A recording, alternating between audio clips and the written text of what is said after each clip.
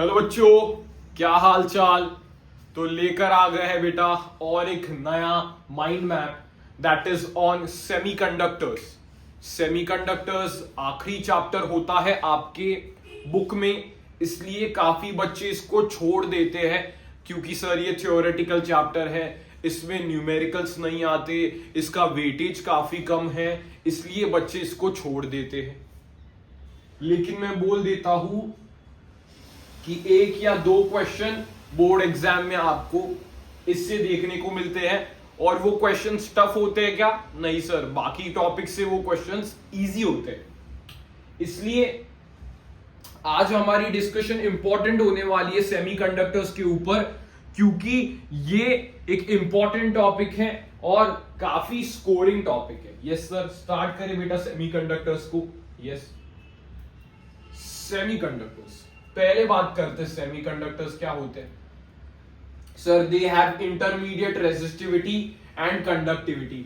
इनकी रेजिस्टिविटी ना ज्यादा हाई ना ज्यादा लो, इनकी कंडक्टिविटी ना ज्यादा हाई ना ज्यादा लो, इनकी इंटरमीडिएट कंडक्टिविटी एंड रेजिस्टिविटी होते हैं। मतलब ये कंडक्टर्स और इंसुलेटर्स के बीच वाली चीज है। सेमीकंडक्टर्स क्या है? कंडक्टर और इंसुलेटर की बीच वाली चीज। यस। दूसरा पॉइंट देखते बेटा, they behave as insulator at 0 kelvin. At 0 kelvin ये किसकी तरह बिहेव करते हैं? इंसुलेटर की तरह बिहेव करता है, but their conductance increases with increase in temperature. ये यहां पे बेटा एक इंपॉर्टेंट पॉइंट है। इनकी कंडक्टेंस या कंडक्टिविटी टेम्परेचर के साथ इंक्रीज होती है। इनकी कंडक्टेंस या कंडक्टिविटी टेम्परेचर के साथ इंक्रीज होती है और इनका रेजिस्टेंस टेम्परेचर के साथ घटता है। ये इंपॉर्टेंट बात है कि जैसे ही आप टेम्परेचर बढ़ाओगे तो कंडक्टिविटी सेमीकंडक्टर की बढ़ेगी। अगर आपको करंट इलेक्ट्रिसिटी बेटा थोड़ा याद है तो कंडक्टर्स में हम लोग क्या पढ़ते थे सर? कंडक्टर्स में जैसे हम लोग टेम्परेचर बढ़ाते वैसे रेजिस्टेंस बढ़ता था और कंडक्टेंस घटता था। लेकिन इस केस में क्या हो रहा है बेटा? इस केस में उल्टा हो रहा है। इस केस में क्या हो रहा है? उल्टा हो रहा है। टेम्परेचर बढ़ने के बाद क्या हो रहा है? रेजिस्टेंस घट रहा है और कंडक्टेंस इंक्रीज हो रहा है। तो ये एक इंपॉर्टेंट बात है जो आप याद रखोगे। Yes sir. फिर उसके बाद बेटा सेमीकंडक्टर्स हमारे पास दो टाइप्स के होते हैं, that is intrinsic semiconductors and extrinsic semiconductors. इन दो सेमीकंडक्टर्स को हमें डिटेल में समझना है। हाँ सर। इंट्रिंसिक सेमीकंडक्टर्स मतलब वो सेमीकंडक्टर्स जो हमें प्योर फॉर्म में मिलते हैं। जैसे एग्जांपल हमारे पास होता है सिलिकॉन एंड जर्मेनियम। ये दो एग्जांपल्स आप ध्यान में रख सकते हो। Yes sir. एक्सट्रिंसिक सेमीकंडक्टर की मैं बात करता हूं तो यहां पर हम लोग कुछ प्योर सेमीकंडक्टर्स में हम लोग कुछ इंप्यूरिटीज डाल देते हैं, कुछ हम लोग एडिशनल इंप्यूरिटीज डाल देते हैं ताकि वो हमारे लिए फायदे में रह सके। तो यहां पर क्या होता है? They are mixed with impurities. इसको हम लोग कहते हैं डोपिंग। इसको हम लोग क्या कहते हैं बेटा? डोपिंग। एकदम स्मॉल अमाउंट में डोपिंग होती है, दैट इज 1 पार्ट पर मिलियन के ऑर्डर में आपको डोपिंग देखने को मिलती है। पार्ट्स पर मिलियन के ऑर्डर में आपको डोपिंग देखने को मिलती है। मतलब पूरे क्रिस्टल में, सपोज क्रिस्टल में मिलियन एटम्स है तो उसमें एक ही इंप्योरिटी मिलेगी। मतलब पूरे अगर क्रिस्टल में 1 मिलियन एटम्स है तो उसमें एक ही एटम इंप्योरिटी होगा। इसकी कॉन्सेंट्रेशन पार्ट्स पर मिलियन में हम लोग रखते हैं, काफी कम इंप्योरिटीज हम लोग ऐड करते हैं। Yes sir. इसके दो हमें एग्जांपल्स पढ़ने हैं, that is P type semiconductor and N type semiconductor. ये दो एग्जांपल्स हमें पढ़ने हैं। Yes sir. ये पेज बेटा आपको समझ में आ गया सेमीकंडक्टर्स क्या होते हैं, कौन कौन से टाइप के सेमीकंडक्टर्स आपके पास होते हैं। That is intrinsic semiconductor, extrinsic semiconductors. Intrinsic semiconductors pure form में मिलते हैं। एक्सट्रिंसिक सेमीकंडक्टर्स के दो टाइप्स होते हैं, P type semiconductor and N type semiconductor. Yes sir. आगे बढ़े। हाँ गुरुजी आगे बढ़ते। ये देखिए बेटा एनर्जी बैंड डायग्राम्स, ये मोस्ट इंपॉर्टेंट है। ये आपके पास क्या है बेटा, मोस्ट इंपॉर्टेंट है, सबसे इंपॉर्टेंट है। यहां से आपको सवाल मिलने के चांसेस है। सेमीकंडक्टर से एक ऐसा ये पार्ट है जहां से आपको सवाल मिलने के चांसेस हो सकते हैं। पहले हम लोग बेटा कंडक्टर्स का समझ लेते हैं। कंडक्टर्स में आप देख सकते हो वैलेंस बैंड और कंडक्शन बैंड, ये एक दूसरे को ओवरलैप करते हैं। सर वैलेंस बैंड क्या है? वैलेंस बैंड ऐसा बैंड है जहां पर सारे इलेक्ट्रॉन्स पाए जाते हैं, वैलेंस इलेक्ट्रॉन्स पाए जाते हैं। और कंडक्शन बैंड थोड़ा अपर बैंड होता है जहां पर इलेक्ट्रॉन्स जंप कर सकते हैं for to become free, free होने के लिए वो जंप कर सकते हैं। तो यहां पर आप क्लियरली देख सकते हो कि यहां पर वैलेंस बैंड और कंडक्शन बैंड एक दूसरे को ओवरलैप कर रहा है। और यहां पर forbidden energy gap, forbidden energy gap approximately 0 है, यानी एक दूसरे को ओवरलैप कर रहे हैं। तो एट वेरी लो टेम्परेचर, अगर टेम्परेचर मैंने काफी लो रखा तो भी यहां पर इजीली कंडक्टेंस आपको देखने को मिलेगी, इजीली कंडक्टिविटी आपको देखने को मिलेगी इलेक्ट्रॉन्स की। यहां पर हाई कंडक्टिविटी आपको देखने को मिल जाएगी इन केस ऑफ कंडक्टर्स।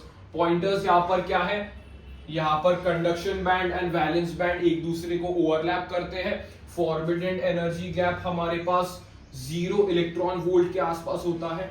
और यहां पर ये दे offer very less resistance and have high conductivity even at low temperatures. यहां पर इनके पास लो टेम्परेचर्स पे भी काफी ज्यादा कंडक्टिविटी होती है, क्योंकि यहां से इजीली ये इलेक्ट्रॉन्स ऊपर ट्रांजिशन कर सकते हैं, इसलिए यहां पर कंडक्टिविटी ज्यादा होती है। ये कंडक्टर्स का डायग्राम आपको समझ में आ गया? हाँ गुरुजी हमें समझ में आ रहा है। इंसुलेटर्स की हम लोग बात करते हैं तो बेटा इंसुलेटर में ये कंडक्शन बैंड है, इसको हम लोग मार्क कर देते हैं बेटा हाइलाइटर से। अगर मैं कहता हूं ये कंडक्शन बैंड है एंड हमारे पास ये वाला क्या है बेटा, ये वाला हमारे पास है वैलेंस बैंड, ये वाला हमारे पास है वैलेंस बैंड। तो वैलेंस बैंड पूरा यहां पर भरा हुआ रहता है, वैलेंस बैंड हमें देखने को मिलता है पूरा यहां पर इलेक्ट्रॉन से भरा हुआ है, पूरा इलेक्ट्रॉन से भरा हुआ है। और इसके बीच में ये जो गैप है वो काफी बड़ा नजर आ रहा है। तो forbidden energy gap is greater than 3 electron volt, काफी बड़ा आपको नजर आ रहा है। इसलिए यहाँ पर ज्यादा ट्रांजिशन, इलेक्ट्रॉन्स का ट्रांजिशन होना पॉसिबल नहीं है, इलेक्ट्रॉन्स का ट्रांजिशन होना पॉसिबल नहीं है। इसलिए हम लोग देखते हैं बेटा इंसुलेटर्स में बहुत दूर इनके बीच में गैप होता है, इनका गैप काफी दूर होता है, एनर्जी डिफरेंस इनका काफी बड़ा होता है। इसलिए हम लोग देख सकते हैं कि यहां पर ट्रांजिशन नहीं होता। यस सर, फॉरबिडेंट एनर्जी गैप आपको इतना देखने को मिल सकता है। Yes sir, they offer very high resistance and therefore show very poor conductivity. ये रेजिस्टेंस काफी ज्यादा हाई ऑफर करते हैं, इसलिए ये बहुत पुअर कंडक्टिविटी दिखाते हैं। दीज आर बैड कंडक्टर्स, ये काफी बैड कंडक्टर्स होते हैं। यस, ये हमारे पास आ जाता है इंसुलेटर। तो इंसुलेटर का भी आप बैंड डायग्राम ध्यान में रखोगे। यस सर, क्लियर है। उसके बाद बेटा आ जाता है अपना मेन, दैट इज सेमीकंडक्टर्स।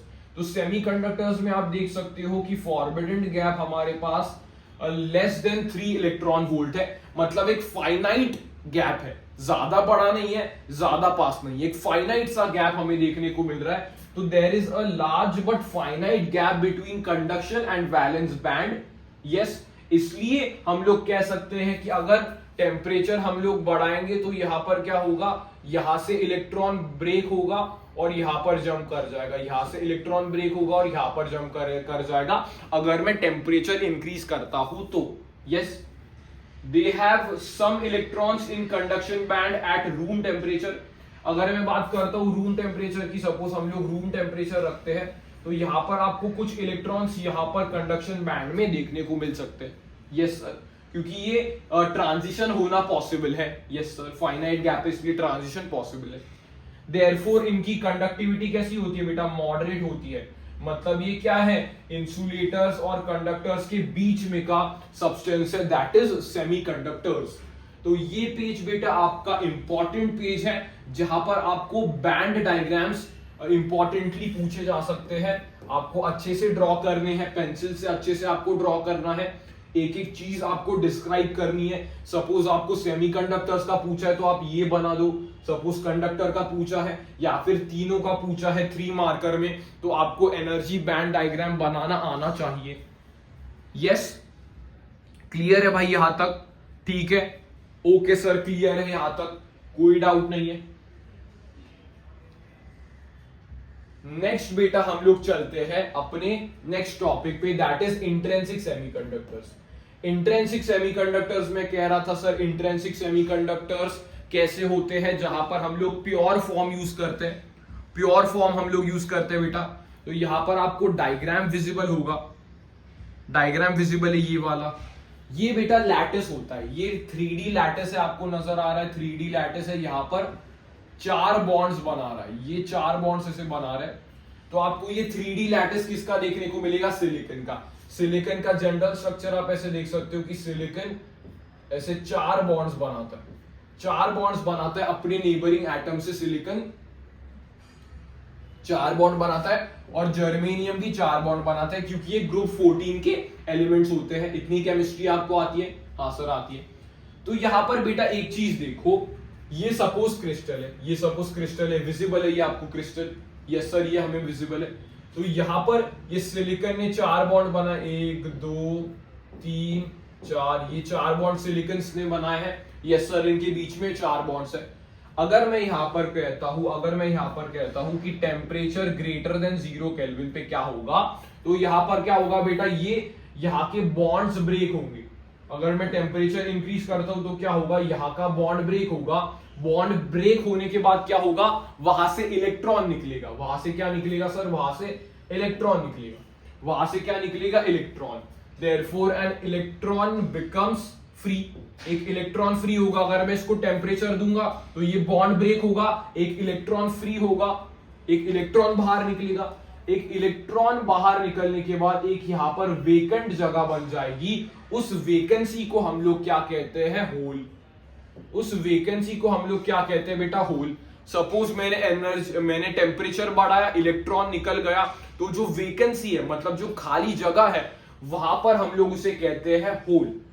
तो सर यहां पर क्या होता है बेटा, इंट्रिंसिक सेमीकंडक्टर में क्या होता है, नंबर ऑफ होल्स, जितने होल्स होते हैं उतने ही नंबर ऑफ इलेक्ट्रॉन्स होते हैं। मतलब number of holes formed are equal to number of free electrons, ये सेम होता है। तो यहां पर आप ये टर्म याद रख सकते हो, that is NH is equal to NE is equal to NI। Sir यहां पर NI क्या है, NH क्या है बेटा, पहले NH समझो sir, that is the density of holes per unit volume, charge density of holes per unit volume, charge density of electrons per unit volume, charge density of intrinsic semiconductors के जो होते हैं, मतलब ये इंट्रिंसिक सेमीकंडक्टर्स के charge carriers की एक fixed value होती है अपने पास, जिसको हम लोग कहते हैं Ni। यस सर, हमें एक डाउट है कि ये होल क्या है। पहले हम लोग इसको समझते हैं कि ये होल क्या है। होल एक रियल पार्टिकल नहीं है। आप देख सकते हो यहां से इलेक्ट्रॉन निकला, यहां से इलेक्ट्रॉन निकला, यहां से इलेक्ट्रॉन निकला ऐसे, तो यहां पर एक वेकेंसी क्रिएट हो गई, यहां पर एक वेकेंसी क्रिएट हो गई। तो क्या ये एक रियल पार्टिकल है? No sir, it is not a real particle. ये एक रियल पार्टिकल नहीं है। तो क्या है सर, ये एक रियल पार्टिकल नहीं है, लेकिन हम लोग इसे क्या मानते हैं, इफेक्टिव पॉजिटिव चार्ज हम लोग मानते हैं। हम लोग इसे क्या मानते हैं, एक इफेक्टिव पॉजिटिव चार्ज। हम लोग इसे कंसीडर करते हैं as an effective positive charge. और हम लोग ये भी देखते हैं कि इसकी मोबिलिटी, होल्स की मोबिलिटी इलेक्ट्रॉन से कम होती है। सर मोबिलिटी का क्या मतलब है? मोबिलिटी मतलब कितने रफ्तार से वो जा सकता है। तो होल्स जनरली स्लो रफ्तार से जाते हैं। हमने ये ऑब्जर्व किया एक्सपेरिमेंटली कि होल्स का मूवमेंट स्लो है एज कंपेयर टू इलेक्ट्रॉन्स। तो हम लोगों ने बोला कि इसकी मोबिलिटी ज्यादा है। यस सर, अगर आप ये कह रहे हो कि इसकी मोबिलिटी इलेक्ट्रॉन से कम है, इसकी मोबिलिटी इलेक्ट्रॉन से कम है, तो क्या होल्स भी मूव करते हैं? क्या होल्स भी मूव करते हैं? मैंने कहा हाँ। क्यों सर, होल्स कैसे मूव करेंगे? यहां पर देखना बेटा, यहां से इलेक्ट्रॉन निकला, यहां से इलेक्ट्रॉन निकला, तो यहां पर एक होल बन गया। तो ये जो adjacent, सपोज adjacent यहाँ पर एक इलेक्ट्रॉन है, तो ये इलेक्ट्रॉन क्या करेगा, तो ये इलेक्ट्रॉन इस होल की जगह में जंप कर देगा, तो यहाँ पर और एक होल बन जाएगा। वैसे ही पीछे का इलेक्ट्रॉन इस पे जंप करेगा। तो अपन देख सकते हैं कि इलेक्ट्रॉन का मोशन ऐसे हो रहा है, इलेक्ट्रॉन का मोशन ऐसे हो रहा है इस डायरेक्शन में, लेकिन जो हमारे होल्स का मोशन है वो इस डायरेक्शन में हो रहा है।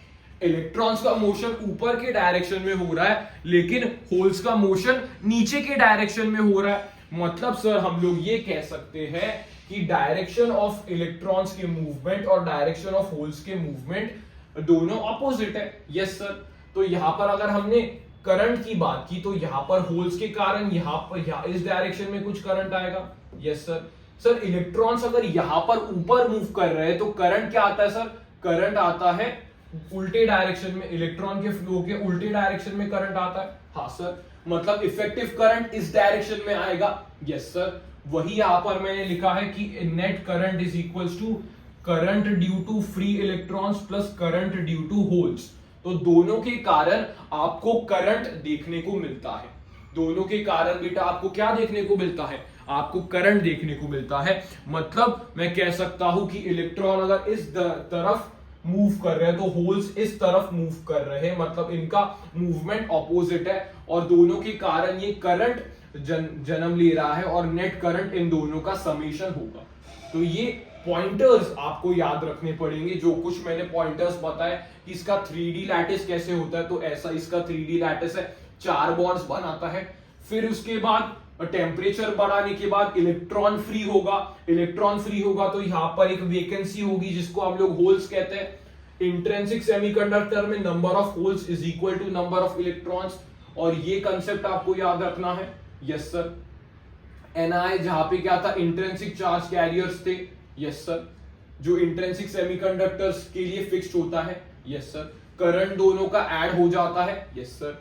होल्स के लिए, होल एक रियल पार्टिकल नहीं है, हम लोग उसे इफेक्टिव पॉजिटिव चार्ज मानते हैं, उसकी मोबिलिटी कम होती है, उसकी मोबिलिटी क्या होती है, वो स्लो होता है, मोबिलिटी म्यू उसका कम होता है as compare to electrons, mobility उसकी स्लो होती है एज कंपेयर टू इलेक्ट्रॉन्स। तो ये आपको समझ में आया बेटा, इंट्रिंसिक सेमीकंडक्टर समझ में आया। यस सर, एग्जैक्ट क्लियर है। ओके सर, आगे बढ़ते हैं। तो यहां पर बेटा वही डायग्राम आपको एक्सप्लेन किया गया, आपको डायग्राम विजिबल है।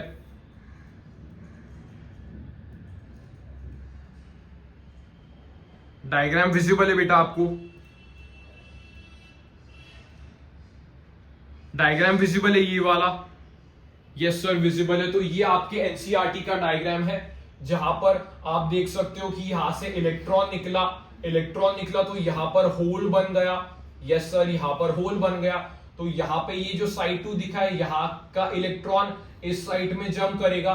तो मैंने जैसे कहा यहां का इलेक्ट्रॉन यहां पर गया तो इलेक्ट्रॉन का मोशन इस डायरेक्शन में हो रहा है, इलेक्ट्रॉन का मोशन इस डायरेक्शन में हो रहा है, लेकिन होल्स का प्रोपोगेशन उसके ऑपोजिट डायरेक्शन में हो रहा है। वही एनसीईआरटी ने यहां पर हमें दिखाया है, वही एनसीईआरटी ने हमें यहां पर दिखाया है। क्लियर है बेटा, डायग्राम विजिबल है। यस सर, एनसीईआरटी भी क्लियर है। अभी ये देखो बेटा, यहां पर क्या है, ए की बात करेंगे, and intrinsic semiconductor at T is equal to 0।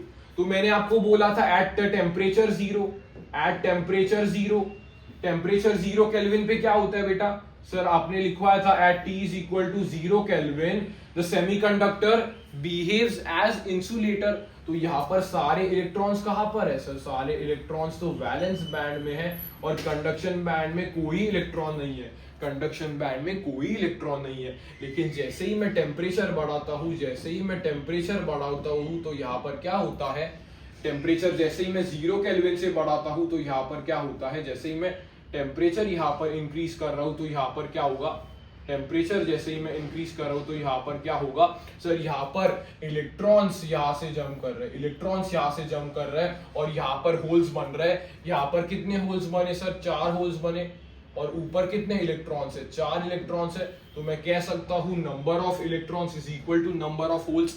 Yes sir, आपने ये बताया था कि नंबर ऑफ इलेक्ट्रॉन्स बराबर नंबर ऑफ होल्स होता है। क्लियर है बेटा, क्लियर है बेटा, क्लियर है बेटा, आगे बढ़ सकता हूं? यस सर, हमें ये डायग्राम भी क्लियर है। आगे बेटा एनसीईआरटी का अपने पास एक सवाल है, इस सवाल को हम लोग डिस्कस करने वाले हैं। इंपॉर्टेंट सवाल है बेटा ये वाला, एनसीईआरटी का पूछा जा सकता है।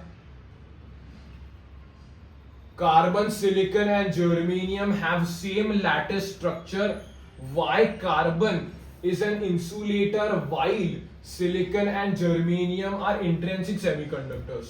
यहां पर क्या बोला कि कार्बन का स्ट्रक्चर भी उसके सिमिलर होता है, लेकिन कार्बन इंसुलेटर क्यों है और ये दोनों सेमीकंडक्टर क्यों है?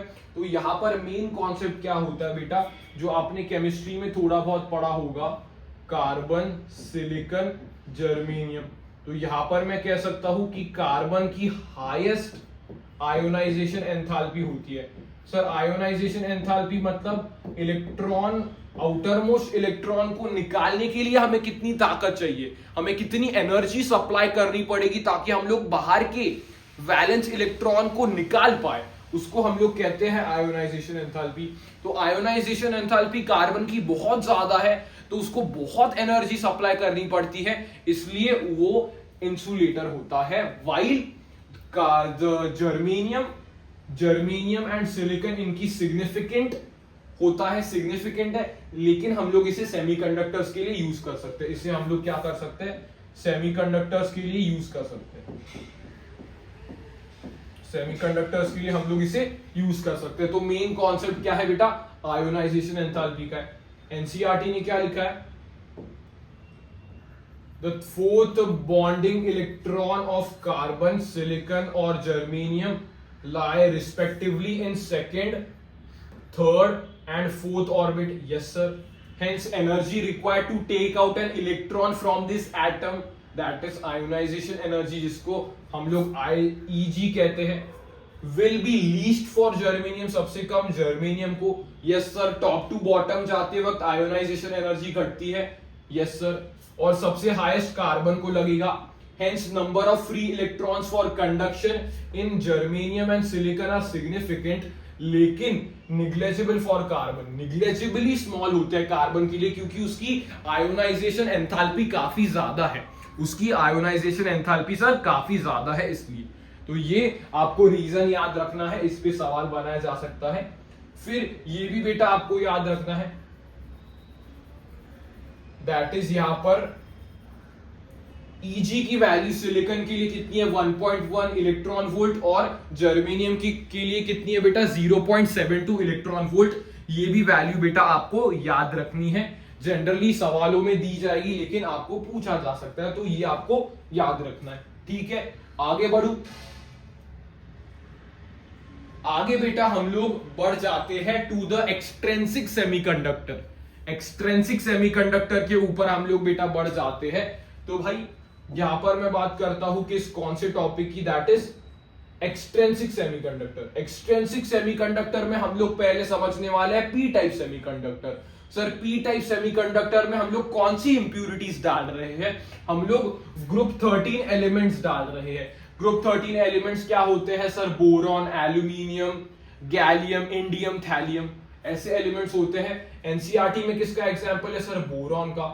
अगर आप देखोगे तो बोरॉन कितने बॉन्ड्स बनाता है सर, बोरॉन तो 3 बॉन्ड बनाता है, लेकिन ये जो सिलिकॉन का लैटिस है, ये जो सिलिकॉन का लैटिस है, उसके लिए तो 4 बॉन्ड चाहिए, उसके लिए तो 4 बॉन्ड चाहिए। तो ये बोरॉन क्या करता है, बोरॉन क्या कर लेता है, एक इलेक्ट्रॉन एक्सेप्ट कर लेता है।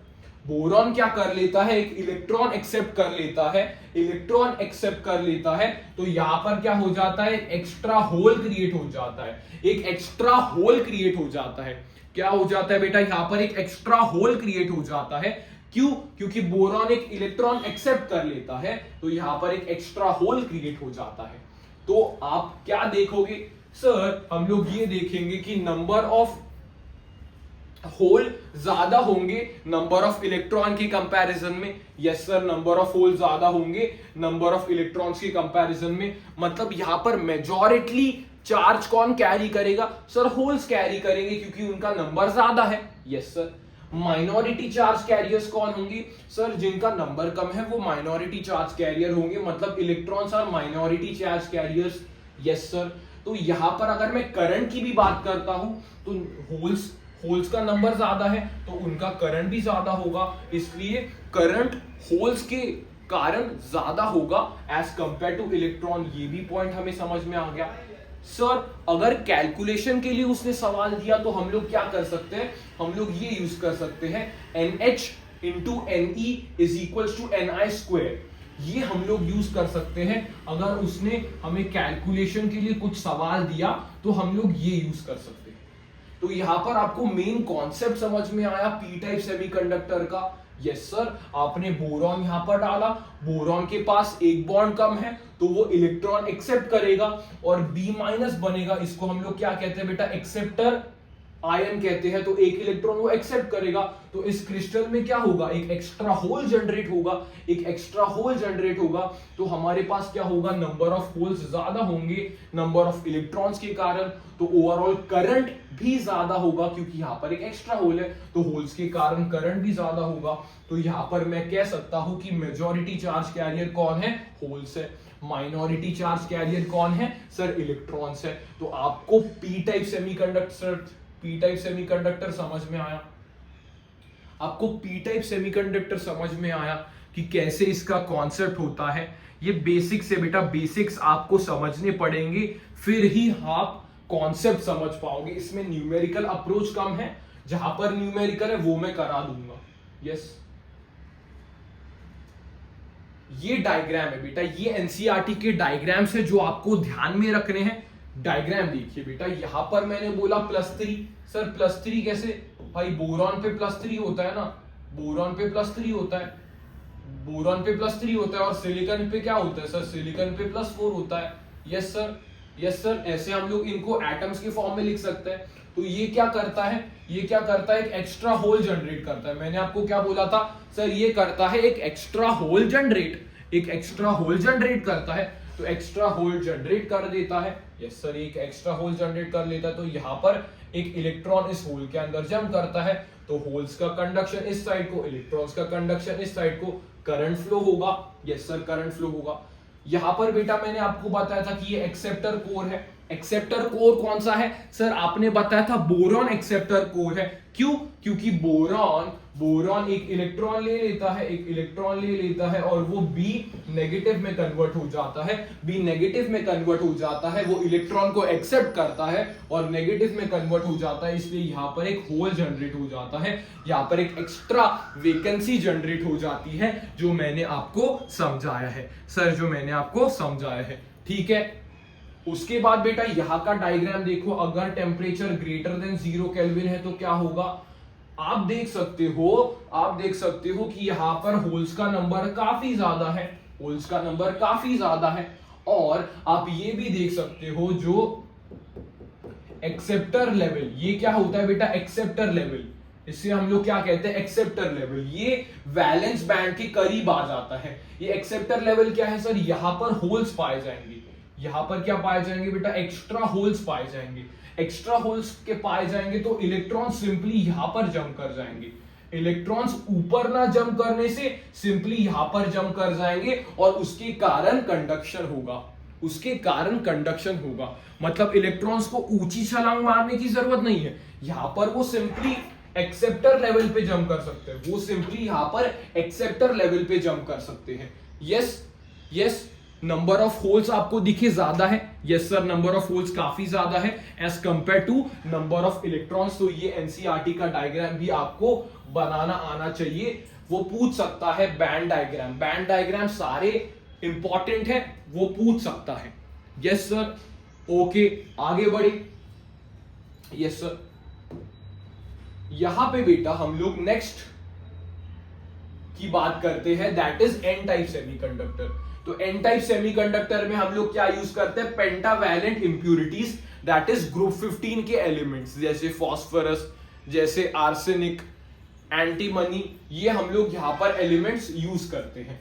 यहां पर आपको पता है सर, फास्फोरस हमने यूज किया यहां पर, तो आपको पता है कि फास्फोरस 5 बॉन्ड्स बनाता है। यस सर, फास्फोरस 5 बॉन्ड बनाता है। तो यहां पर फास्फोरस क्या करेगा सर, वहां पर तो सिलिकॉन के क्रिस्टल में 4 ही बॉन्ड है, लेकिन फास्फोरस 5 बॉन्ड बना रहा है। तो यहां पर क्या होगा बेटा, ध्यान से देखना, फास्फोरस एक इलेक्ट्रॉन लूज कर देगा, फास्फोरस एक इलेक्ट्रॉन लूज कर देगा और P+ में कन्वर्ट हो जाएगा। फास्फोरस एक इलेक्ट्रॉन लूज कर देगा और वो P+ में कन्वर्ट हो जाएगा। तो यहां पर क्या होगा बेटा, एक एक्स्ट्रा इलेक्ट्रॉन आपको देखने को मिलेगा, एक एक्स्ट्रा इलेक्ट्रॉन देखने को मिलेगा। सर मतलब यहां पर तो उल्टा हो रहा है, वहां पर बोरॉन इलेक्ट्रॉन एक्सेप्ट कर रहा था और एक एक्स्ट्रा होल बन रहा था। इस केस में क्या हो रहा है बेटा, फास्फोरस एक इलेक्ट्रॉन लूज कर रहा है और यहां पर एक एक्स्ट्रा इलेक्ट्रॉन ऐड हो रहा है इस क्रिस्टल में। यस सर, एक एक्स्ट्रा इलेक्ट्रॉन ऐड हो रहा है। तो फास्फोरस को हम लोग क्या कह सकते हैं, हम लोग फास्फोरस को कह सकते हैं डोनर एटम। यस सर, यहां पर इलेक्ट्रॉन एक्स्ट्रा है तो नंबर ऑफ इलेक्ट्रॉन ज्यादा होंगे नंबर ऑफ होल्स के कंपैरिजन में, और करंट थ्रू इलेक्ट्रॉन्स ज्यादा फ्लो करेंगे as compare to current through holes. Yes sir, exact reverse case हुआ। Yes sir, exact reverse case हुआ। यहां पर नंबर ऑफ इलेक्ट्रॉन ज्यादा हुए और यहां पर करंट थ्रू इलेक्ट्रॉन ज्यादा हुआ। यस सर, तो हम लोग क्या कह सकते हैं कि इलेक्ट्रॉन्स इस केस में क्या है बेटा, मेजॉरिटी चार्ज कैरियर्स है, इनके कारण मेजॉरिटी करंट आ रहा है। और होल्स को हम लोग क्या कह सकते हैं, these are minority charge carriers, minority है ये माइनॉरिटी है। अगर आपको कैलकुलेशंस करने हैं तो वही फॉर्मूला आप यूज कर सकते हो, Ne is equal to Ne into NH is equal to Ni², ये आप फॉर्मूला यूज कर सकते हो। यस, तो अभी आपको डाउट आया, क्या डाउट आया सर, यहां पर तो P पॉजिटिव बन रहा है, यहां पर तो P पॉजिटिव बन रहा है, और जो इस वाला केस था और जो P टाइप वाला केस था और जो P टाइप वाला केस था वहां पर B नेगेटिव बन रहा है। मतलब सर क्या P टाइप नेगेटिव होता है और N टाइप पॉजिटिव होता है? तो मैंने कहा नहीं, ये दोनों न्यूट्रल होते हैं, पॉजिटिव नेगेटिव नहीं होते। these two semiconductors are neutral.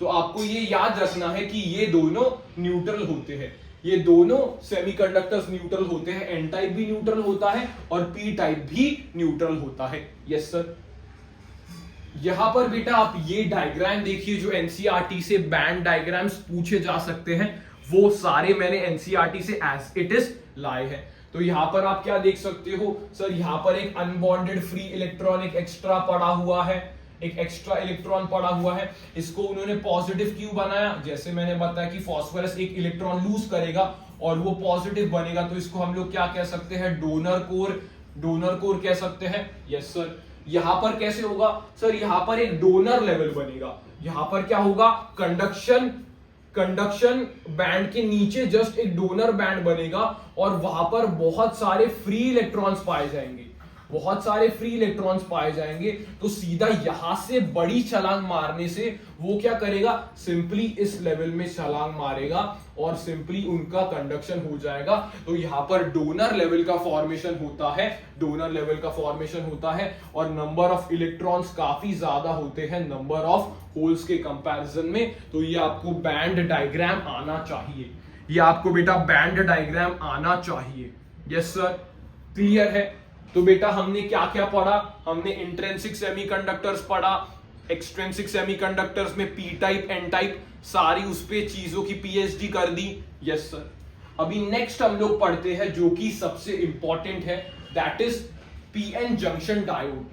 PN junction diode हम लोग कैसे बनाते हैं, यहां पर पी टाइप सेमीकंडक्टर है, यहां पर एन टाइप सेमीकंडक्टर है, हम लोग उसको जोड़ देते हैं। कैसे जोड़ेंगे सर, फिजिकली जोड़ सकते हैं क्या, फिजिकली जोड़ सकते हैं क्या?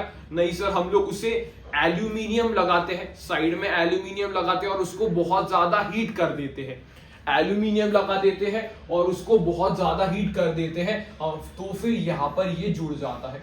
यस सर, यहां पर देखिए बेटा पी टाइप है, ये पी टाइप है और ये एन टाइप है। तो यहां पर क्या होगा, यहां पर क्या होगा, आप ऐसे समझिए, यहां पर हमने इलेक्ट्रिक फील्ड है, यहां पर एक इलेक्ट्रिक फील्ड है, या विदाउट इलेक्ट्रिक फील्ड भी आप समझ सकते हो, विदाउट इलेक्ट्रिक फील्ड भी समझ सकते हो, लेकिन मैंने माना यहां पर एक इलेक्ट्रिक फील्ड है। तो यहां पर क्या होगा बेटा, यहां पर P में क्या है सर, P में ज्यादा कौन है, P में होल्स है, और N में क्या है सर, N में ज्यादा क्या है, इलेक्ट्रॉन्स है। तो यहां पर मैं कह सकता हूं कि एन टाइप में डिफ्यूज कर रहे हैं, होल्स एन टाइप में डिफ्यूज कर रहे हैं, मतलब होल्स का डिफ्यूजन हो रहा है यहां पर इलेक्ट्रॉन्स के पास। यस सर, यहां पर इनका डिफ्यूजन हो रहा है और इलेक्ट्रॉन्स का डिफ्यूजन हो रहा है पी टाइप सेमीकंडक्टर में। यस सर, यहां पर होल्स का डिफ्यूजन हो रहा है एन टाइप सेमीकंडक्टर में और इलेक्ट्रॉन्स का डिफ्यूजन हो रहा है पी टाइप सेमीकंडक्टर में। मतलब यहां पर होल्स के डिफ्यूजन और इलेक्ट्रॉन्स के डिफ्यूजन के कारण यहां पर एक करंट आता है जिसको हम लोग कहते हैं डिफ्यूजन। डिफ्यूजन करंट आता है। डिफ्यूजन करंट सर किसके वजह से आया? Due to majority charge carrier. Sir majority charge carriers कैसे? पी टाइप का मेजॉरिटी क्या था सर? होल्स था। और एन टाइप का मेजॉरिटी क्या था? इलेक्ट्रॉन्स था। तो मेजॉरिटी चार्ज कैरियर्स के मूवमेंट के कारण यहां पर एक डिफ्यूजन करंट आएगा। सर इसका डायरेक्शन क्या होगा बेटा? यहां से इलेक्ट्रॉन्स इस डायरेक्शन में जा रहे हैं और यहां से होल्स इस डायरेक्शन में जा रहे हैं और यहां से इलेक्ट्रॉन्स इस डायरेक्शन में जा रहे हैं। मतलब ओवरऑल P टू N यहां पर एक करंट आएगा जिसको हम लोग कहते हैं बेटा डिफ्यूजन करंट, जो P से N डायरेक्शन में जनरेट होगा। यस सर, उसके बाद क्या होगा? उसके बाद क्या होगा? यहां पर बेटा कुछ एटम्स होंगे। जैसे पी टाइप में क्या होता है सर? पी टाइप में हमारे पास एक्सेप्टर एटम होता है और एन टाइप में क्या होता है बेटा? हमारे पास डोनर एटम होता है। तो जैसे ही ज्यादा से ज्यादा डिफ्यूजन होता है वैसे ये एक्सपोज हो जाते हैं, ये एक्सपोज हो जाते हैं। यहां पर ये एक्सेप्टर एटम एक्सपोज हो गया, यहां पर ये डोनर एटम एक्सपोज हो गया। तो उसके कारण क्या होता है बेटा? ऑपोजिट डायरेक्शन में एक इलेक्ट्रिक फील्ड जन्म लेती है। इलेक्ट्रिक फील्ड कौन से डायरेक्शन से होती है सर? पॉजिटिव से नेगेटिव डायरेक्शन में एक इलेक्ट्रिक फील्ड आएगी जिसके कारण एक यहां पर रीजन बनेगा जिसको हम लोग कहते हैं डिप्लीशन रीजन।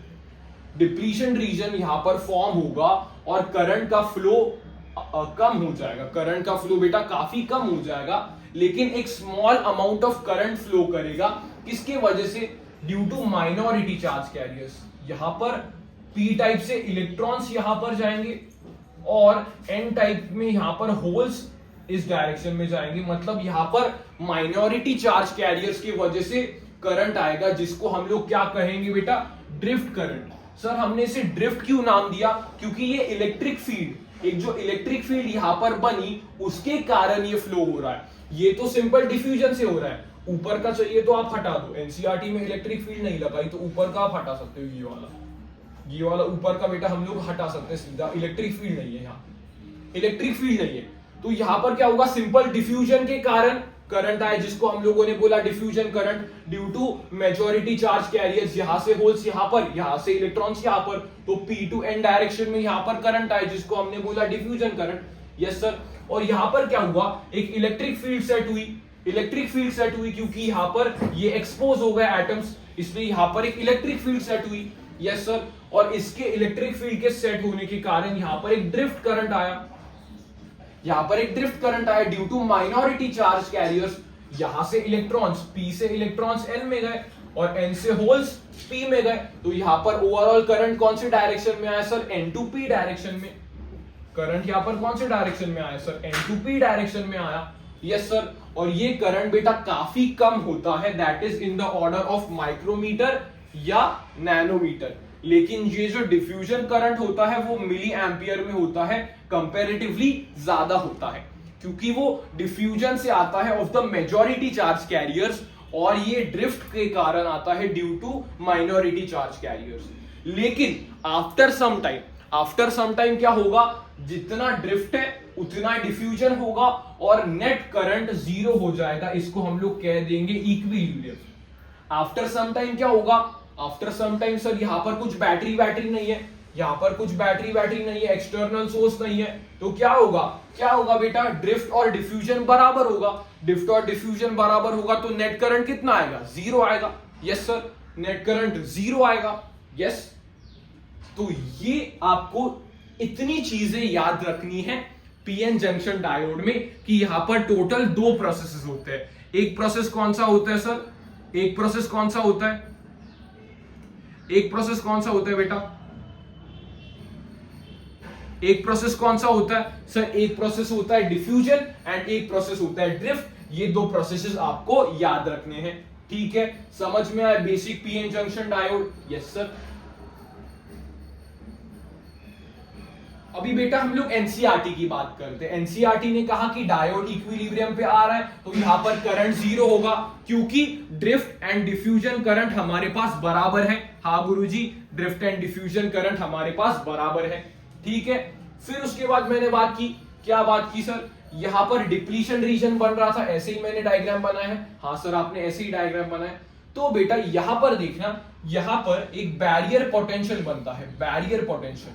बैरियर पोटेंशियल का क्या मतलब है, एक ऐसा पोटेंशियल जो अपोज करता है, जो अपोज करता है। बैरियर पोटेंशियल क्या है, एक ऐसा पोटेंशियल जो फ्लो ऑफ इलेक्ट्रॉन्स को अपोज करता है, इसको हम लोग कहते हैं बैरियर पोटेंशियल। तो यहां पर बैरियर पोटेंशियल कुछ ऐसा बनता है जो फ्लो ऑफ इलेक्ट्रॉन्स को अपोज करता है। तो ये बैरियर पोटेंशियल का आपको डायग्राम याद होना चाहिए, क्योंकि डायग्राम भी सवाल वो पूछ सकते हैं। तो यहां पर बैरियर पोटेंशियल बनता है।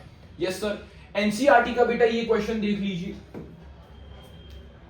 Can we take one slab of P type semiconductor and physically join the another with N type semiconductor to get a PN junction diode. ये कह रहा है क्या मैं एक पी टाइप सेमीकंडक्टर और एन टाइप सेमीकंडक्टर को फिजिकली ज्वाइन कर सकता हूं।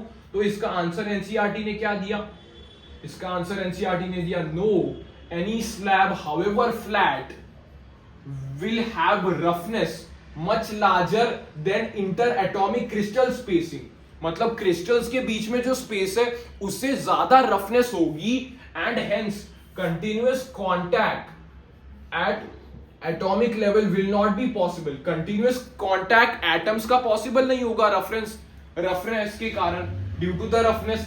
इसलिए यहां पर क्या होगा कि चार्ज कैरियर्स के बीच में डिसकंटिन्यूटी होगी, फ्लो ऑफ करंट के लिए डिसकंटिन्यूटी होगी। इसलिए हम लोग सीधा फिजिकली ज्वाइन नहीं कर सकते, क्योंकि रफनेस तो होगा, और रफनेस वो इंटर एटॉमिक स्पेसिंग से ज्यादा होगा, इसलिए एटम्स पास नहीं आ पाएंगे तो फ्लो नहीं हो पाएगा अच्छे से करंट। यस, तो ये एनसीईआरटी का क्वेश्चन है, कभी भी बोर्ड्स इसको पूछ सकता है। और तुम लोग कहोगे सर पेपर टफ आ गया था क्योंकि ये सवाल ऐसा पूछ लिया। भाई एनसीईआरटी में गिवन है तो हम लोग भी क्या कर सकते हैं, अपने को पढ़ना पड़ेगा। हाँ सर,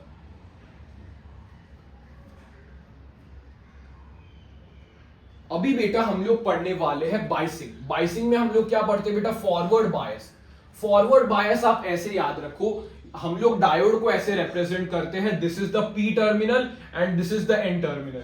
तो पी टर्मिनल को जब भी मैं हायर पोटेंशियल पे रखता हूं as compare to the N terminal, तो वो फॉरवर्ड बायस होता है। बैटरी का हायर पोटेंशियल मैं पी टर्मिनल पे रखता हूं तो उसे हम लोग क्या कहते हैं बेटा, फॉरवर्ड बायस कहते हैं। जैसे आपने यहां पर देखा, तो यहां पर क्या होता है, जल्दी से यहां पर क्या होता है बेटा, ध्यान से देखना, यहां पर होल्स थे तो होल्स धड़ाधड़ यहां पर मूव करना स्टार्ट हो जाते हैं। यहां पर क्या था बेटा, इलेक्ट्रॉन्स थे, यहां पर इलेक्ट्रॉन्स थे तो वो यहां पर मूव करने चले जाते हैं। तो यहां पर इतनी ज्यादा एक्सटर्नल फील्ड आ जाती है, एक्सटर्नल फील्ड यहां पर आ जाती है इतनी ज्यादा कि मेजॉरिटी चार्ज कैरियर्स का फ्लो बहुत ज्यादा हो जाता है, डिफ्यूजन करंट काफी ज्यादा हो जाता है, और बहुत कम या निग्लेजिबल ड्रिफ्ट करंट आने के चांसेस है, क्योंकि यहां पर एकदम पतली सी डिप्लीशन रीजन बनती है, एकदम पतली सी यहां पर डिप्लीशन रीजन बनती है। अप्रोक्सीमेटली ये रिड्यूस भी हो जाती है या नियरली ये गायब हो जाती है।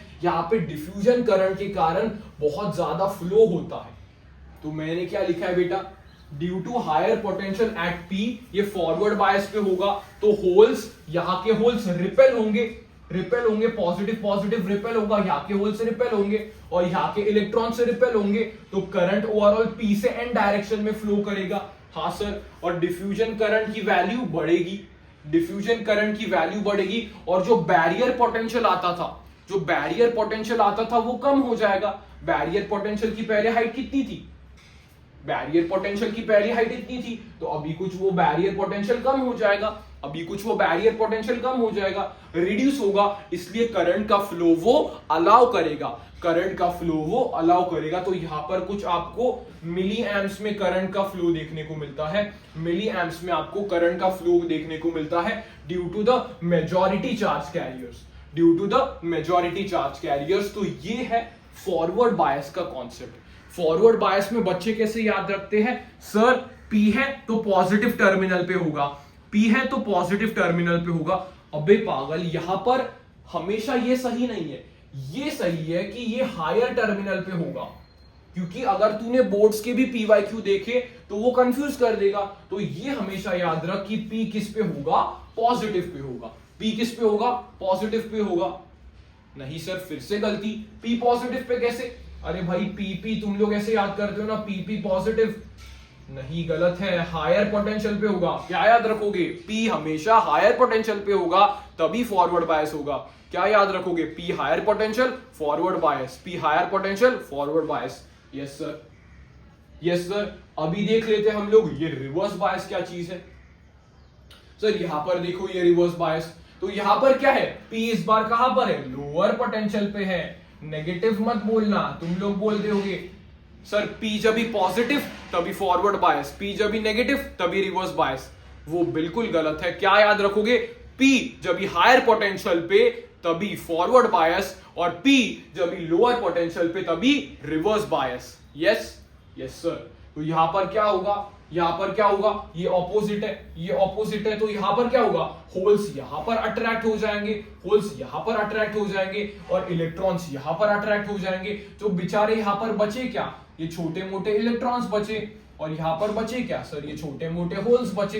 तो अभी क्या होगा, अभी क्या होगा सर, ये डिप्लीशन वृत्त बढ़ जाएगी, ये डिप्लीशन वृत्त बढ़ जाएगी, तो एक छोटा करंट आएगा, एक छोटा ड्रिफ्ट करंट आएगा, एक छोटा सा ड्रिफ्ट करंट आएगा due to the minority charge carriers. एक छोटा सा, एक बहुत कम वैल्यू का करंट फ्लो कर रहा होगा सर्किट में, जिसको हम लोग कहेंगे ड्रिफ्ट करंट, क्योंकि यहां पर एक इलेक्ट्रिक फील्ड आ जाएगी, क्योंकि ये डिप्लीशन रीजन वाइड हो जाएगा, ये डिप्लीशन रीजन वाइड हो जाएगा, पोटेंशियल बैरियर बढ़ जाएगा, इसलिए एक छोटू सा करंट यहां पर फ्लो होगा, जिसकी वैल्यू माइक्रो एम्पियर्स या नैनो एम्पियर के बीच में आपको देखने को मिलेगी। तो ये क्या था बेटा, रिवर्स बायस। फिर से मैं बोलता हूं, फॉरवर्ड बायस में P higher potential, reverse bias में P lower potential. Forward bias में P higher potential, reverse bias में पी लोअर पोटेंशियल। यहां तक समझ में आया तो जो मैंने बोला वो एग्जैक्ट कमेंट में मुझे दिखना चाहिए कि फॉरवर्ड बायस में सर पी हायर पोटेंशियल पे,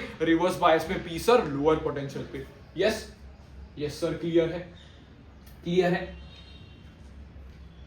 यहां पर बेटा मोस्ट इंपॉर्टेंट जो प्रैक्टिकल्स में आपको बनाना पड़ता है, that is IV characteristics. IV characteristics, तो यहां पर क्या होता है सर, ये फॉरवर्ड बायस की कंडीशन है, फॉरवर्ड करंट यहां पर आता है मिली एम्पियर के ऑर्डर में आता है। तो यहां पर क्या होता है बेटा, यहां पर क्या होता है, पहले तो करंट बहुत स्लो होता है, पहले करंट क्या होता है, बहुत कम। जैसे हम लोग वोल्टेज बढ़ाते हैं तो करंट क्या होता है, बहुत कम होता है। लेकिन जैसे ही हम लोग एक नी वोल्टेज पे आ जाते हैं, एक नी वोल्टेज पे आ जाते हैं, तो उससे आगे जब भी हम लोग पोटेंशियल बढ़ाते हैं तो करंट भी बढ़ना स्टार्ट हो जाता है। ऐसा ग्राफ हम लोग देखते हैं। तो ये पॉइंट क्या है सर, ये पॉइंट है नी वोल्टेज, और जर्मेनियम के लिए उसकी वैल्यू कितनी होती है, 3 वोल्ट, और सिलिकॉन के लिए कितनी होती है, 0.7 वोल्ट। तो यहां पर क्या हुआ, जैसे हम लोग वोल्टेज बढ़ा रहे थे वैसे करंट कांस्टेंट रहा, लेकिन कुछ एक इस पॉइंट के बाद जैसे ही हमने वोल्टेज बढ़ाया, करंट ऐसे ऊपर की तरफ बढ़ गया। तो इस वोल्टेज को हम लोग बोलते हैं नी वोल्टेज, इस वोल्टेज को हम लोग क्या बोलते हैं, नी वोल्टेज। यहां पर क्या बेटा, रिवर्स बायस का ग्राफ है, यहां पर माइक्रो एम्पियर्स में करंट फ्लो होता है, माइक्रो एम्पियर्स में करंट फ्लो होता है। तो यहां पर आप देख सकते हो एक बहुत जैसे ही मैं वोल्टेज बढ़ा रहा हूं वैसे करंट भी थोड़ा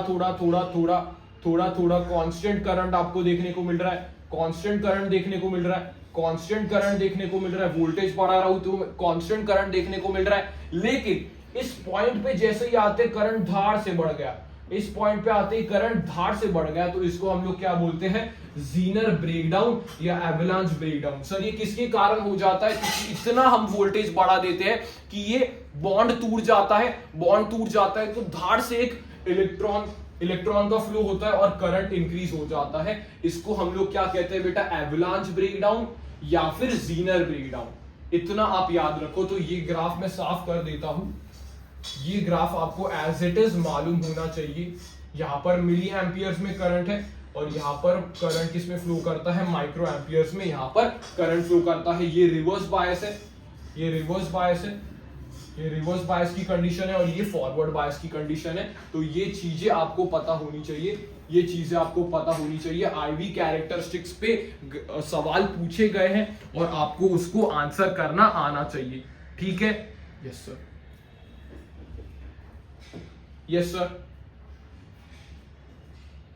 यहां पे बेटा पहले हम लोग बात कर लेते हैं half wave and full wave rectifiers. Half waves and full wave rectifier पे जनरली बेटा थ्योरेटिकल सवाल आपको देखने को मिल सकता है। यहां पर ये एक हाफ वेव रेक्टिफायर है सर, ये ट्रांसफॉर्मर जैसा डायग्राम आपको देखने को मिलेगा। ये क्या है बेटा, ट्रांसफॉर्मर की प्राइमरी कॉइल है और ये सेकेंडरी कॉइल है। यहां पर ईएमएफ इसमें लिंक हो रहा है तो उसके कारण करंट फ्लो होगा। Yes sir. तो पहले यहां पर क्या हुआ, पहले फर्स्ट साइकिल में यहां पर क्या हुआ, पॉजिटिव आया। फर्स्ट साइकिल में यहां पर पॉजिटिव आया तो पॉजिटिव ये क्या है, हायर टर्मिनल। तो P हायर टर्मिनल पे है तो ये करंट अलाउ करेगा।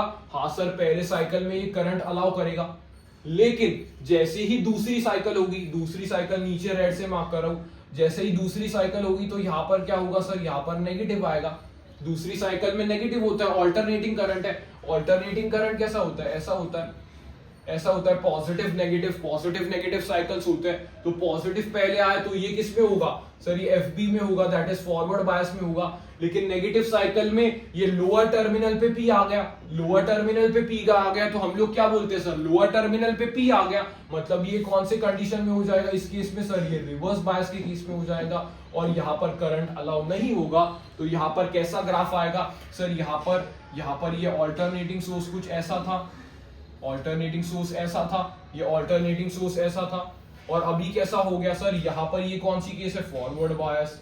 यहाँ पर रिवर्स बायस में कोई करंट नहीं आया, ये फॉरवर्ड बायस और ये रिवर्स बायस। तो यहाँ पर सिर्फ फॉरवर्ड बायस के केस में आपको करंट देखने को मिला, सिर्फ फॉरवर्ड बायस के केस में करंट देखने को मिला। तो यहाँ पर अगर फ्रीक्वेंसी एफ थी इस साइकिल के लिए, तो एक साइकिल के लिए इसकी भी फ्रीक्वेंसी कितनी रहेगी, इसकी भी फ्रीक्वेंसी कितनी हो जाएगी, एफ।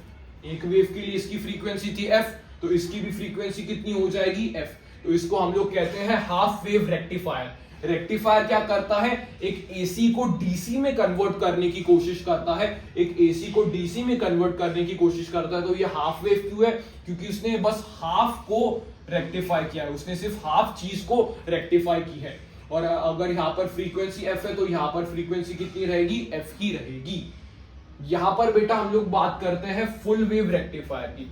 फुल वेव रेक्टिफायर में यहां पर सेंट्रल टैप ट्रांसफॉर्मर हमने यूज किया है, मतलब सेंटर पे हमने टैप कर लिया है ताकि दोनों केसेस में आपको डिफरेंट चीजें मिलेगी। दोनों जगह पे आप दोनों डायोड्स में, यहां पर दो डायोड्स यूज होते हैं, तो दोनों डायोड्स में आप साइकिल्स को वेरी कर सकते हो।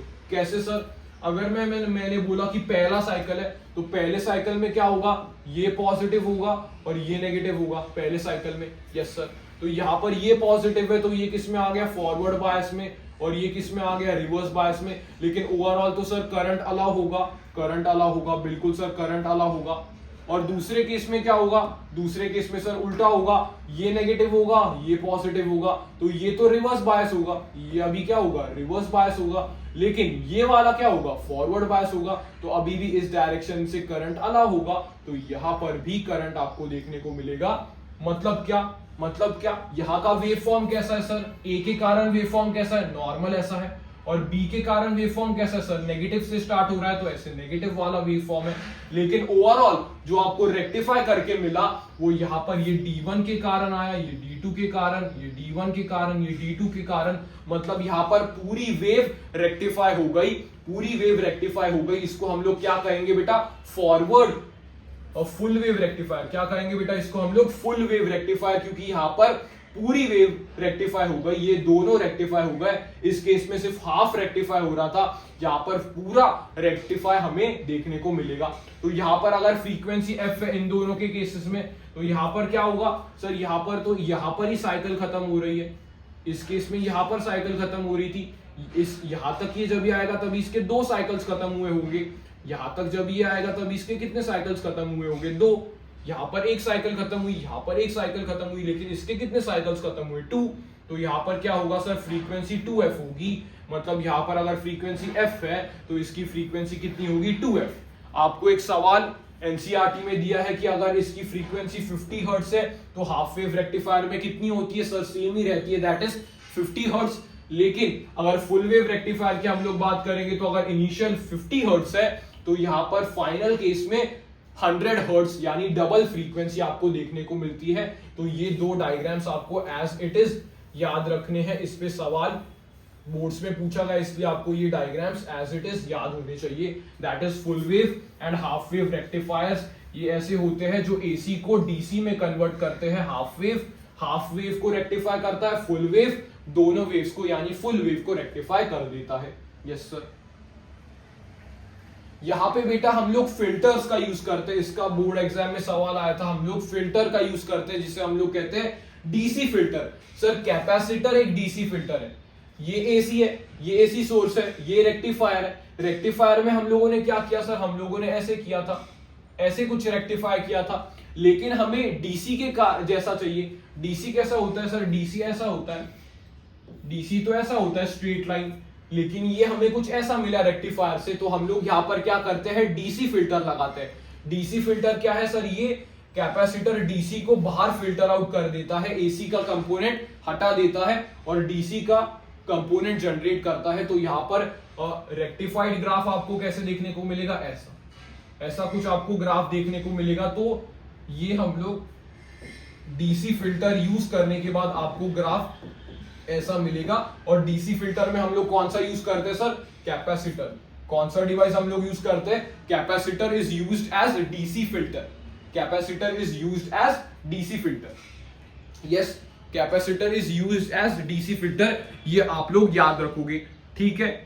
कैपेसिटर को हम लोगों ने डीसी फिल्टर की तरह यूज किया। क्या सवाल आया था सर बोर्ड एग्जाम में, उन्होंने ऐसे बोला था ये एसी है, ये बताओ क्या है और ये बताओ क्या है, तो ये रेक्टिफायर है और ये कैपेसिटर है। कैपेसिटर डीसी फिल्टर होता है तो उसका ग्राफ भी उन्होंने पूछा था, तो ग्राफ अपन ऐसे बना देंगे, एसी इनपुट ऐसी आई और ओवरऑल ऐसे आपको ग्राफ देखने को मिलेगा। Yes sir.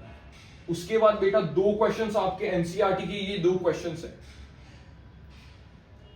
दो क्वेश्चंस में पहले अपन ये वाला क्वेश्चन देखते हैं। ये वाला क्वेश्चन क्या है, क्वेश्चंस भी यहां पर ही डिस्कस कर रहा हूं, छोटा चैप्टर इसलिए।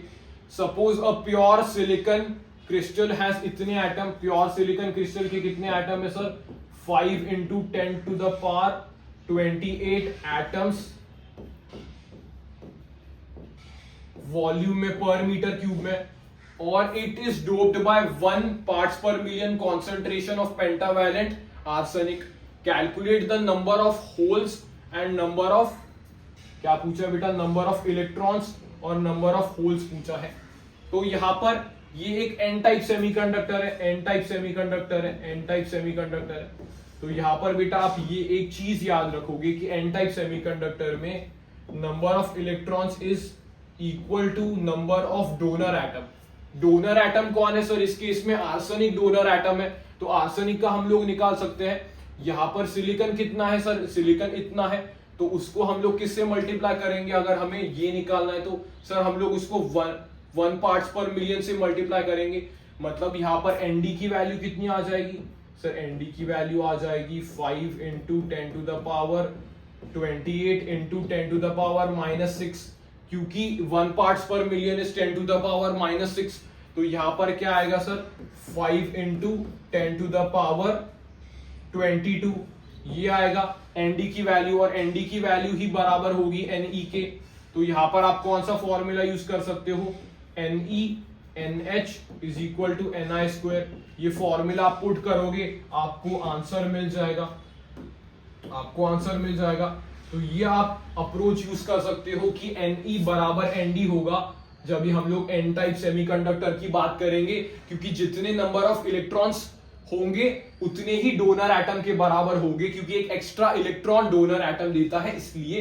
तो ये आपको सॉल्व करने के बाद आंसर मिल जाएगा। नंबर ऑफ इलेक्ट्रॉन्स तो अपने को मिल गए ये, और नंबर ऑफ होल्स आप इस फॉर्मूला से निकाल सकते हो। तो ये एनसीईआरटी का ऐसे टाइप का बोर्ड्स में क्वेश्चन पूछ सकता है, बोर्ड्स के लिए ऐसे टाइप का क्वेश्चन पूछ सकता है, बोर्ड क्वेश्चन आपको ऐसे टाइप का क्वेश्चन मिल सकता है। और दूसरे टाइप का क्वेश्चन आपको ऐसे मिल सकता है कि यहां पर उसने the VI characteristics of silicon diode is shown, यहां पर VI कैरेक्टरिस्टिक्स दिए, तो उसने क्या पूछा है, कैलकुलेट रेजिस्टेंस ID आईडी उसने दिया है, आईडी की वैल्यू उसने दी है, आईडी की वैल्यू दी है और वीडी की वैल्यू यहां पर दी है। यस सर, आईडी की वैल्यू दी है और वीडी की वैल्यू दी है। और उसने क्या पूछा है, calculate the resistance of diode at a ID. ID यानी इस पे उसने पूछा है 15 मिली एम्प्स इस पे और एक इस पे पूछा है। तो यहां पर हम लोग इसका कैसे निकाल सकते हैं सर, आर डायनामिक रेजिस्टेंस कितना होगा, डायनामिक रेजिस्टेंस कितना होता है sir, delta we upon delta I, delta we upon delta आई। ये क्या होता है सर, डायनामिक रेजिस्टेंस का फॉर्मूला है, that is delta we upon delta आई। ये डायनामिक रेजिस्टेंस का हमारे पास फॉर्मूला होता है। यस सर, तो वैल्यूज अपन पुट करेंगे तो क्या मिलेगा, यहां से अगर आप वैल्यूज पुट करोगे तो क्या मिलेगा सर, आर डी बराबर डेल्टा वी। डेल्टा वी अपन कैसे लेंगे सर, डेल्टा वी यहां से 0.7 से 0.8 का डिफरेंस, तो यहां पर कितना आएगा 0.1 वोल्ट का डिफरेंस डिवाइडेड बाय ये कितना है मिली में, मिली में ये कितना है बेटा, ये 10 है और ये कितना है 20, तो यहां पर डिफरेंस कितना आएगा 10 मिली एम्प्स का, 10 मिली एम्प्स का। इसको कन्वर्ट करके आप इसका आंसर निकाल सकते हो। ये आपको क्या मिलेगा सर, पहले ए केस का आंसर मिलेगा। सर बी केस का हम लोग कैसे निकाल सकते हैं, बी केस का हम लोग कैसे निकाल सकते हैं, यहां पर वीडी दिया हुआ है, यहां पर वीडी दिया हुआ है, तो हम लोग कैसे निकाल सकते हैं, रेजिस्टेंस इज इक्वल टू ये कितना दिया है 10 वोल्ट बटा करंट कितना है 1 माइक्रो एम्पियर यानी कि इतना। तो यहां पर इससे आपको ये वाले रेजिस्टेंस की वैल्यू मिल जाएगी, दैट इज बी। तो ऐसे टाइप का सवाल पूछ सकता है। ये डायनामिक रेजिस्टेंस यानी कि ग्राफ देख के मैंने किया, delta we upon delta I slope होता है, तो यहां से एक ही वैल्यू अपन ने निकाली। और ये तो सिंपल अपन ये यूज कर सकते हैं, R is equal to V upon I, ये अपन सिंपल यूज कर सकते हैं, तो उससे ये बी वाला आंसर हो जाता है। तो ये दो टाइप के सवाल आपको देखने को मिल सकते हैं, एक तो वो इलेक्ट्रॉन डेंसिटी और होल्स के बारे में पूछ सकता है, और दूसरा वो किस पे पूछ सकता है, ग्राफ दे सकता है, वीआई कैरेक्टरिस्टिक्स दे सकता है और उस पे सवाल बना सकता है। तो ये दो टाइप के सवाल आपको देखने को मिलते हैं। यस सर, ये दो टाइप के सवाल देखने को मिलते हैं। ये दो टाइप के सवाल half wave rectifier, full wave rectifier अपन ने कंप्लीट कर दिया है। तो ये है बेटा अपना चैप्टर, दैट इज सेमीकंडक्टर्स। एक छोटा चैप्टर है, थ्योरेटिकल चैप्टर है, लेकिन सवाल इससे सीधे देखने को मिल सकते हैं। इंपॉर्टेंट टॉपिक इसके कौन से हैं, जैसे मैंने बोला इंपॉर्टेंट टॉपिक है पीएन जंक्शन डायोड, रेक्टिफायर और बैंड डायग्राम। ये इंपॉर्टेंट टॉपिक मिलते हैं इस चैप्टर से। तो ये 3 टॉपिक्स अगर आपने प्रिपेयर कर लिए हैं तो आप सोच सकते हो कि 1-2 सवाल आपके कंप्लीट हो जाएंगे। तो ये था अपना लेक्चर, तो मिलते हैं अगले लेक्चर में, तब तक के लिए ओके बाय।